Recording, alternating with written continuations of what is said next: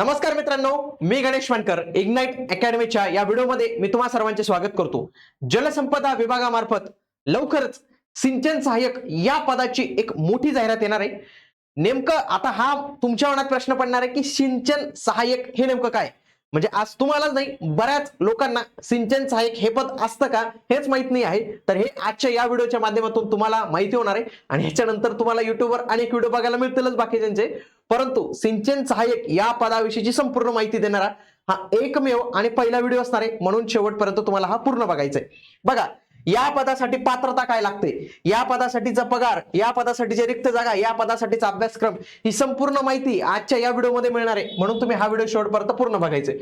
बघा, जलसंपदा विभागामार्फत लवकरच 14,000 पदांवर भरती होणार आहे, अशा पद्धतीची बातमी आपल्याला लोकसत्ताच्या 26 फेब्रुवारी 2026च्या या न्यूजपेपरमध्ये पाहायला मिळते। तसंच त्यांनी हे पण सांगितलं की ही परीक्षा IBPS जी आहे तर ती घेऊ शकते। बघा, याची कोणती अधिकृत, लक्षात घ्या, ही न्यूजपेपरने बातमी दिलेली, ही याची कुठली अधिकृत आतापर्यंत बातमी जी आहे ना शासनाच्या पोर्टलवर, ना शासनाच्या ट्विटर हँडलवर, ना शासनाच्या एखाद्या मंत्रीने घोषणा केलेली दिसते, तर ही बातमी यांच्याकडून जी आहे तर ती आलेली आहे। तरी पण आपण एक अभ्यासाचं जे आहे तर ते धोरण जे आहे तर ते याच्यानुसार ठरवणार आहोत।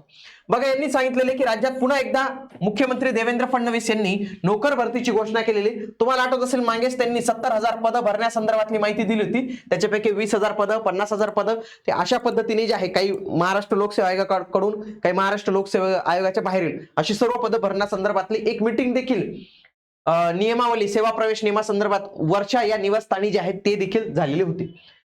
आता तुम्ही पाहिलं असेल हे IBPS TCS अजून जे आहे तर ते चालू आहे। जे काही सरळ सेवेच्या जाहिराती येतील आणि ज्या TCS IBPS पॅटर्न नुसार होतील त्या सर्वांसाठी आपल्याकडे एक बॅच मित्रांनो, आणि ज्या बॅच मध्ये तुम्हाला या संपूर्ण TCS IBPS पॅटर्न नुसार ऑनलाईन रेकॉर्डेड बॅच जे आहे तर ती पाहायला मिळणार आहे। पण महाराष्ट्र शासनाचा GR काय सांगतो की 31 डिसेंबर नंतरच्या 2025 नंतरच्या सगळ्या परीक्षा MPSC मार्फत व्हावा। परंतु तुम्ही जर पाहिलं असेल सध्या बघा, छत्रपती संभाजीनगर असेल किंवा ज्या काही सरळ सेवा होत आहेत यांच्या माध्यमातून, TCS IBPS च्या माध्यमातून, त्यांच्यासाठी तुमच्यासाठी ही बॅच असणार आहे। ज्यांना MPSC पॅटर्न नुसार अभ्यास करायचा असेल त्यांनी जे आहे तर ते ग्रुप B आणि ग्रुप C ची आपली संकल्प बॅच आहे, तर त्याच्यानुसार तुम्ही तयारी करू शकतात। पण सध्या ज्या ऍड आलेल्या आहेत किंवा ज्या भविष्यात येऊ शकतात TCS IBPS पॅटर्न नुसार, तर त्यांच्यासाठी ही बॅच तुम्हाला सफिशियंट असणार आहे, ज्याच्यामध्ये मराठी, इंग्रजी, अंकगणित, बुद्धिमत्ता, सामान्य ज्ञान, चालू घडामोडी या सर्व काही गोष्टी ज्या आहेत तर त्या तुम्हाला पाहायला मिळतील। आजच इग्नाइट अकॅडमीचं ऍप्लिकेशन डाउनलोड करून तुम्ही या बॅचला जे आहे तर ते एनरोल करू शकतात। तसेच हा नंबर दिलेला आहे, याला देखील कॉल करून तुम्ही अधिक माहिती जी आहे तर तिथं विचारू शकतात। बघा, या जलसंपदा विभागात जर आपण पाहिलं तर जवळपास 14,051 एवढी पदं जी आहेत तर ते रिक्त पाहायला मिळतात। याच न्यूजपेपरच्या याच्यानुसार ही परीक्षा जी आहे तर ती IBPS पॅटर्न नुसार होणार आहे। याच्यामध्ये गट क च्या 8,446 आणि 5,605।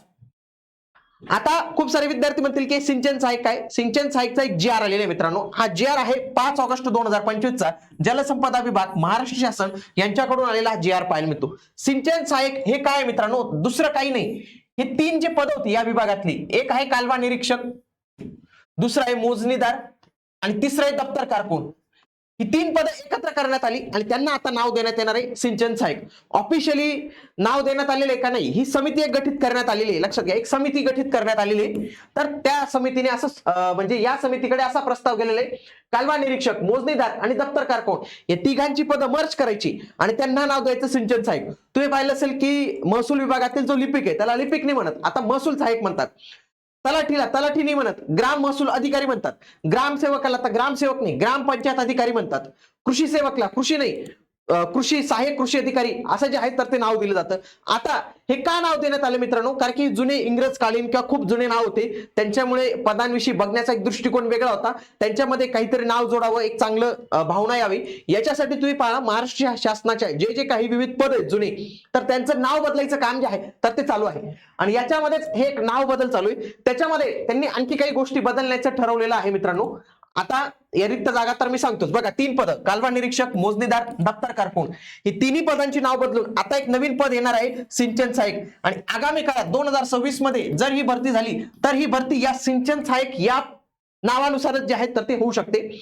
याच्यामध्ये या समितीकडे काही कामं दिलेली आहेत। पहिलं तर हे नाव बदलता येईल का हे पाहायचं। बघा, याची घोषणा जे आहे तर ते मंत्र्यांनी स्वतः बघा विधान मंडळात जे आहे तर ते केलेली होती। ओके, त्या अनुषंगाने आता हे जर नाव बदललं तर याचा पदोन्नतीचा स्तर कसा असेल, पहिल्यांदा हे काम दिलेलं आहे की प्रमोशन कसं होईल यांचं, प्रमोशन कसं होईल, कोणत्या पदावर होईल. दुसरं ग्रेड पे काय असेल यांचं, वेतन काय असेल. दुसरं काम. तिसरं काम आहे सेवा ज्येष्ठता यादी कशी तयार करायची, कारण की दप्तर कारकुनला काही लोक जॉईन केलेले असतील, मोजणीदारला केलेले असतील, कालवा निरीक्षकला काही लोकांनी जॉईन केलं असेल, त्यांचे कसं करायचं, काम काय असतील नेमके. बघा, पहिलं दप्तर कारकूनचं काम करायचं, मोजणीदारचं, कालवा निरीक्षक, कालवा निरीक्षक, तिन्ही एकत्र झाले तर कोणाला कोणतं काम द्यायचं. अनुषंगिक बाबी, इतर ज्या काही बाबी असतील तर त्या सगळी गठीत करण्याची गोष्ट या समितीकडे देण्यात आलेली. बघा, नाव बदलणं हे एकदम सोपं काम आहे, पण बाकीच्या लय महत्वाच्या गोष्टी असतात मित्रांनो, त्याच्यासाठी ही समिती जी आहे तर ती स्थापन करण्यात आलेली आहे. बघा, या समितीच्या अध्यक्षस्थानी महाराष्ट्र कृष्णा खोरे विकास महामंडळ यांचे अध्यक्ष हे नियुक्त करण्यात आले होते. या समितीला सांगण्यात आलं होतं की तुम्ही ऑगस्ट मध्ये आपण ही समिती स्थापन करत आहोत, याच्यापासून पुढील 3 महिन्यात आम्हाला अहवाल पाहिजे.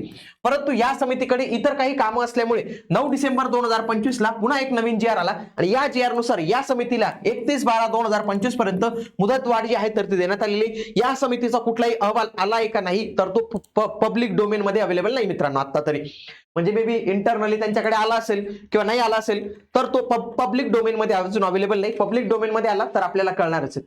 आता मी काय सांगतो की ही मोठी जाहिरात काय येणार आहे मित्रांनो, सध्या जर आपण याची रिक्त जागा पाहिल्या तर दप्तर कारकूनच्या 189 जागा रिक्त आहेत, मोजणीदार याच्या 373 जागा रिक्त आहेत आणि कालवा निरीक्षक याच्या 578 जागा या रिक्त पाहायला मिळतात. म्हणजे सिंचन सहाय्यक हे जर पद झालं तर टोटल 1140 जागांची भरती येईल. म्हणजे हे जर वेगवेगळं आलं तर आधी काय व्हायचं, याचे वेगळे 900 रुपये भरा, याचे 900,000 रुपये भरा, वेगळे 900,000 रुपये भरा, वेगवेगळे रिझल्ट लागणार, वेगवेगळी यादी लागणार आणि त्याच्यामध्ये इश्यू यायचा. मग आता जर हे एकत्र झाले तर आपल्याला सगळ्यात जास्त फायदा होणार, कारण की भरती एकत्र येईल ना. 1140 जागांची भरती जी आहे तर ती एकत्र पद्धतीने येईल. ओके, आता मागे जी 2023 मध्ये जाहिरात आलेली होती, लक्षात घ्या, 2023 मध्ये 4497 पदांची एक मेगा भरती आलेली होती. म्हणजे खूप चांगली भरती आली होती. मी देखील एक्झाम दिलेली होती, म्हणजे बऱ्यापैकी माझाही स्कोर चांगला होता. लक्षात घ्या, एकदम छान अशी भरती होती. जलसंपदा विभागात खूप कमी लोक अप्लाय करतात. मागच्या वेळी पाहिजे तेवढे फॉर्म जे आहेत तर ते आलेले नव्हते, कारण की सरसेवेचं लय मोठं वार होतं आणि बाकीची परीक्षा होत्या. तर त्याच्यामध्ये ही परीक्षा जी आहे तर ती झालेली होती. याच्यामध्ये बघा, दप्तर कारकून, मोजणीदार आणि कालवा निरीक्षक तिघांची तुम्ही जर पात्रता पाहिली सारखीच आहे. काय पाहिजे, पदवी पाहिजे, पदवी काय पाहिजे, पदवी सोबत मराठी 30 और इंग्लिश 40, दोघांपैकी एकच प्रमाणपत्र पाहिजे, एकच प्रमाणपत्राने फॉर्म भरता येईल. बघा, तिघांसाठी सारखीच पात्रता आहे. म्हणजे तिन्ही पद एकत्र होऊ शकतात का, तर होऊ शकतात. तिघांसाठी परीक्षा देखील एकत्रच घेण्यात आली होती. लक्षात घ्या, एकदाच ही परीक्षा झाली होती. बघा, मोजणीदार, कालवा निरीक्षक एकत्रच ही परीक्षा झाली होती. त्याच्यामध्ये मराठी, इंग्रजी, सामान्य ज्ञान, बौद्धिक चाचणी असे हे 4 विषय होते. मागच्या वेळी त्यांचा एक डिटेल सिलेबस तो देखील दिलेला होता. बघा, मराठीचा सिलेबस आहे, हा इंग्रजीचा सिलेबस आहे, त्याच्यानंतर हा जीकेचा आपला सिलेबस पाहायला मिळतो आणि त्याच्यानंतर हा रिझनिंगचा आपल्याला हा सिलेबस जो आहे तर तो इथं पाहायला मिळतो.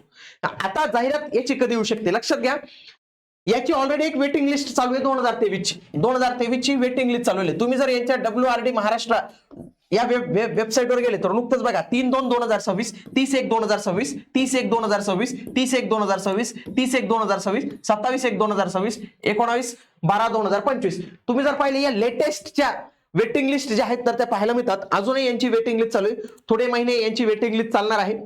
ऑलरेडी डिपार्टमेंटमध्ये काही पदं भरली गेलीत, पण जे सीए सारखं पद आहे, सिव्हिल इंजिनिअरिंग असिस्टंट, याच्या बऱ्याच जागा ज्या आहेत तर त्या रिक्त झालेल्या आहेत, कारण की काही मुलं जेईला सिलेक्ट झाल्यामुळे तर त्या जागा वेटिंग लिस्ट मधनं भरण्याचं जे आहे तर त्यांचं काम चालू आहे. तर या ज्या वेटिंग लिस्ट जेव्हा व्यवस्थित पद्धतीने क्लोज होतील आणि शासनाकडे सिंचन सहाय्यक हा समितीचा अहवाल पोहोचेल किंवा अशा बऱ्याच गोष्टी बाकी आहेत, त्याच्यानंतर आपल्याला ही जाहिरात जी आहे तर ती बघायला मिळू शकते. परंतु जाहिरात येईल आणि मग आपण अभ्यासाला सुरुवात करू असं जर करत असाल तर तुमचे सिलेक्शनचे चान्सेस हे अत्यंत कमी होऊन जातात.